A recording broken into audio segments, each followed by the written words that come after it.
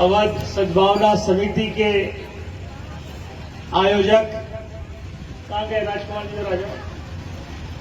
राजकुमार पटेल जी को और उनके पिताजी को, जो इस सद्भावना समिति के आयोजक हैं और विगत 16 सालों से इस सद्भावना समिति के माध्यम से यहाँ पर हमारी बघेली लोक संस्कृति को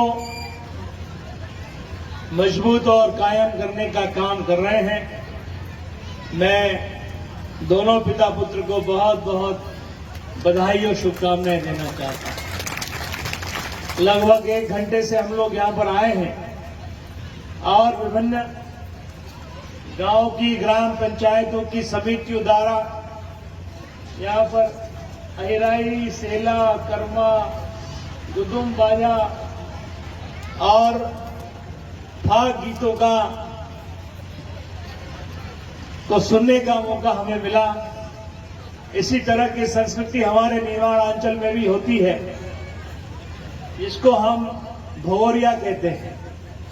हमारे आदिवासी अंचल में होली के पर्व को, फागुन का पर्व जैसा होली का पर्व यहाँ मनाते हैं, उसी तरह हमारे आदिवासी अंचल में भगोरिया पर्व होता है, जिसमें मेला होता है, लोक संस्कृति का गायन होता है। और उसी संदर्भ में 9 तारीख को हमारे नेता प्रतिपक्ष भाई उमंग सिंगार जी के क्षेत्र में हम सबको उस भगोरिया कार्यक्रम में जाने का अवसर प्राप्त होने वाला है। स्वर्गीय इंद्रजीत कुमार जी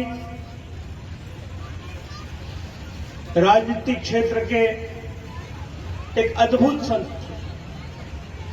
मेरा और उनका, क्योंकि वो मेरे पिताजी के साथी थे, अनेकों बार उनका आशीर्वाद मुझे मिला। वो मेरे घर पे कई बार आते थे।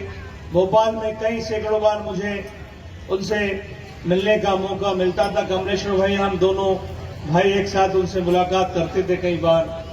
और जब जब उनसे मुलाकात हमारी होती थी, एक नई ऊर्जा का संचार हम लोगों में होता था और ईमानदारी और नेकी और सच्चाई, अपनी बात को बिना डरे अडिग रहकर सही बात को सही कहने का जज्बा हमारे आदरणीय इंद्रजीत पटेल साहब में था। और इसी वजह से उनकी और मेरे पिताजी की बहुत घनिष्ठ मित्रता होती थी।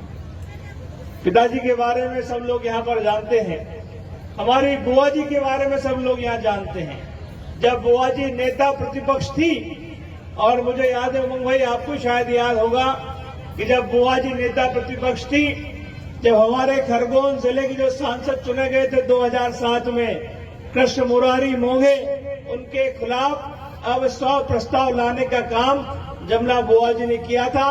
और तभी 2007 में मुझे उपचुनाव लड़ने का मौका मिला था। तो इस तरह से अनेकों ऐसे किस्से हैं बुआ जी के। अगर वो किसी बात पर ठान लेती थी कि ये काम मुझे करना है, तो फिर वो किसी की भी नहीं सुनती थी। और वही काम हमारे आदरणीय पटेल साहब का भी था। अगर वो जो सही बात है उसको कहने से कभी भी वो डगमग नहीं होते थे। इसी वजह से आज उनके स्वर्गवास के 6-7 साल बाद भी आज क्षेत्र की जनता उनको वैसे ही प्यार करती है। जब इस क्षेत्र में आते तो हमको महसूस नहीं होता है कि इंद्रजीत पटेल साहब आज हमारे बीच में नहीं है। और उसी उनके बताए गए कामों को आप सबने उसको आगे बढ़ाने का प्रयास किया। भाई कमलेश्वर पटेल और पूरा परिवार निरंतर, सारे भाई हमारे मिलकर उनके कामों को आगे बढ़ाने का काम निरंतर यहाँ पर करते रहे हैं। मैं उनको बहुत बहुत साधुवाद, धन्यवाद, बधाई देना चाहता हूँ। और उम्मीद करता हूँ कि जो गलती 2023 में हमारे साथियों से यहाँ पर हुई है, गलती हुई कि नहीं, पहले बताइए, हुई है? जो गलती हुई है उसका सुधार 2028 में हम सब लोग मिलकर इस संकल्प के साथ, क्योंकि आज बाबूजी की पुण्यतिथि भी है और आज हम सबको आपके बीच में आने का अवसर मिला है, तो मैं आप सबसे प्रार्थना करना चाहता हूं कि 2028 में जब पुनः यहाँ का विधानसभा का चुनाव हो, तो हम फिर से मध्य प्रदेश में सरकार बनाए